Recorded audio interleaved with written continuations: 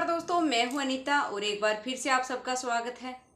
तो आज की वीडियो में हम जानने वाले हैं, बहुत सारी मेरी बहनें हैं, माताएं हैं, उनके मन में यह सवाल होता है कि क्या हमें पति के साथ संबंध बनाने के बाद हमेशा बाल धोकर ही पूजा करनी चाहिए या फिर कोई व्रत उपवास है वो भी हमें बाल धोकर ही करना चाहिए।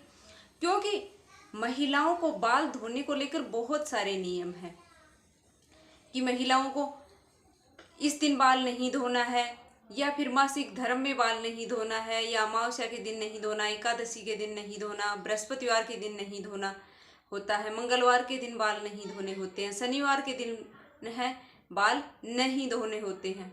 तो ऐसे में बहुत सारी महिलाएं हैं, उनके मन में यह सवाल होता है कि क्या हम अगर पति से संबंध बनाते हैं तो फिर क्या डेली की जो पूजा होती है वो भी नहीं कर सकते हैं, या फिर जो व्रत उपवास आते हैं बाल अगर हम नहीं धो पाते हैं तो क्या हम व्रत उपवास नहीं रख सकते हैं।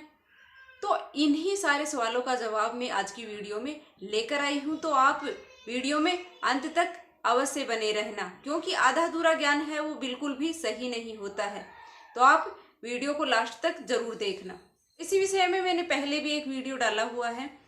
तो बहुत सारी बहनें हैं, उनके मन में यह सवाल होता है, क्योंकि अगर कोई नवविवाहिता दंपति होती है, कोई नवविवाहिता लड़कियां स्त्री होती है, तो उसके मन में भी यह सवाल होता है। क्योंकि जो नवविवाहिता होती हैं, प्रतिदिन अगर संबंध बनते हैं तो क्या फिर मंदिर आना जाना होता है, पूजा पाठ रखनी होती है या फिर व्रत उपवास जो भी रखना होता है, तो क्या बिना बाल धोए पूजा पाठ करना शुभ नहीं माना जाता है, कोई दोष लगता है या फिर पाप लगता है। तो बाल धोने को लेकर महिलाओं के लिए बहुत सारे नियम हैं कि महिलाओं को बृहस्पतिवार के दिन बाल नहीं धोने हैं, मंगलवार के दिन बाल नहीं धोने हैं, एकादशी, अमावस्या, पूर्णिमा, इन तिथियों पर महिलाओं को बाल नहीं धोने चाहिए। और शनिवार को भी महिलाओं को बाल नहीं धोने चाहिए। बुधवार को भी अगर किसी को एक संतान होती है, एक पुत्र होता है, तो वो भी महिलाएं हैं, वो बुधवार के दिन भी बाल हैं नहीं धोती हैं। तो ऐसे में फिर जब महिला की जब नई नई शादी होती है, प्रतिदिन संबंध बनते हैं, तो क्या वो भी बाल नहीं धो सकती।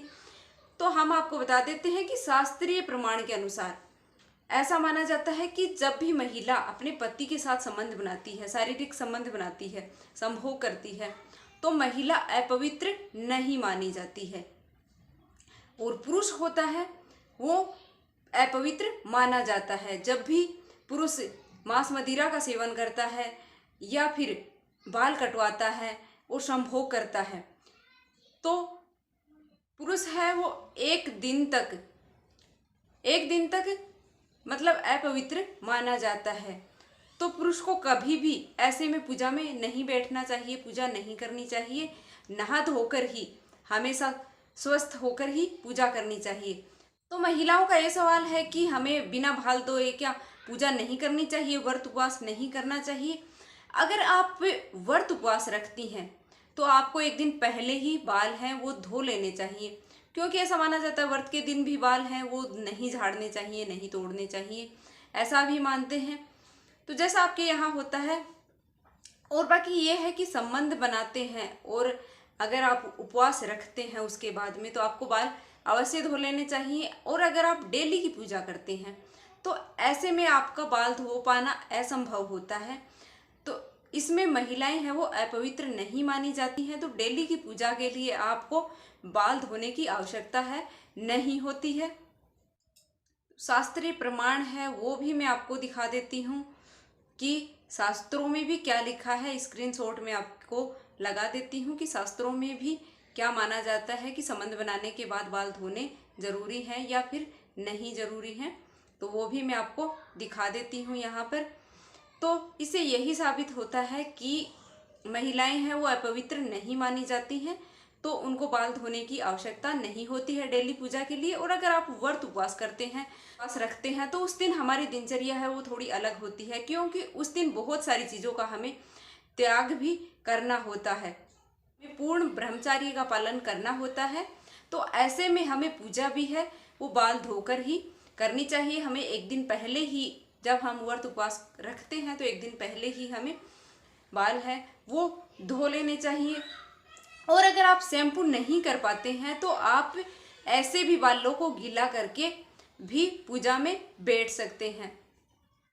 अगर आप किसी कारणवश पहले दिन बाल नहीं धो पाती हैं तो आप जिस दिन व्रत उपवास रखती हैं उस दिन आप ऐसे ही गीले बाल करके भी पूजा में बैठ सकती हैं। तो ये बहुत सारे नियम हैं जो महिलाओं के लिए ही बने हुए होते हैं, क्योंकि महिलाओं के पास एक एक्स्ट्रा बॉडी पार्ट होता है, क्योंकि महिलाओं में ही वह सृष्टि को आगे बढ़ाने की क्षमता है, वो महिलाओं में ही होती है। तो इसलिए जो भी नियम है वो महिलाओं के लिए ही बने होते हैं। कुछ तो गहने भी ऐसे होते हैं कि जो महिलाओं को गर्भाशय को स्वस्थ रखने के लिए ही पहनने जरूरी होते हैं। तो उसी को ध्यान में रखते हुए हमें उन नियमों का भी है पालन करना चाहिए। तो इस बात का तो आपको जवाब मिल गया होगा कि हमें बाल धोकर ही डेली की पूजा है वो करनी चाहिए या नहीं करनी चाहिए। पर ऐसा भी नहीं है कि आप बिना नहाए धोए ही पूजा है वो कर सकती हैं। जब भी हम बासी होते हैं तो हमें पूजा की जो सामग्री होती है या पूजा का जो मंदिर होता है उसको हमें छूना नहीं चाहिए, क्योंकि ऐसा करना शुभ नहीं माना जाता है।